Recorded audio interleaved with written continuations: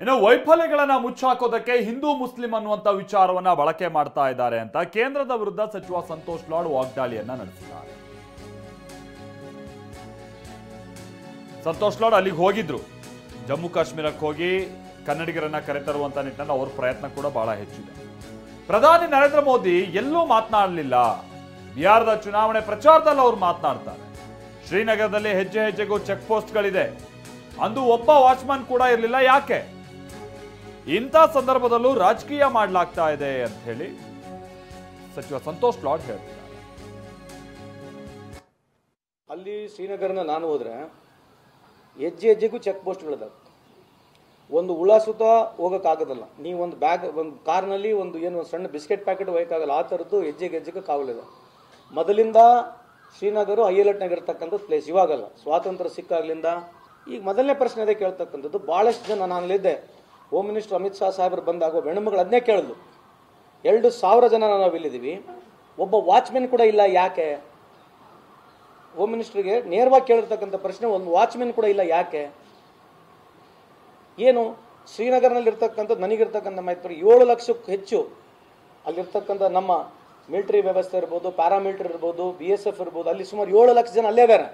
ಅಲ್ಲಿಂದಲ್ಲಿ 7-8 kilometre ಆಗ್ಬೋದು. ಒಬ್ಬ military ಮನುಷ್ಯನೂ ಅಲ್ಲಿಲ್ಲ, ಒಬ್ಬ ಆರ್ಮಿ ಮನುಷ್ಯ ಇಲ್ಲ. ಏನು ರೀಸನ್ ಏನು? ಇವ್ರ ಅಧಿಕಾರದಲ್ಲಿದ್ದು ಇವ್ರ ಕಾಲದಲ್ಲಾಗಿ ಏನೇ ಆದ ತಕ್ಷಣ ಹಿಂದೂ ಮುಸ್ಲಿಂ, ಏನೇ ಆದ ತಕ್ಷಣ ಹಿಂದೂ ಮುಸ್ಲಿಂ ಆಯ್ತು ರೀ.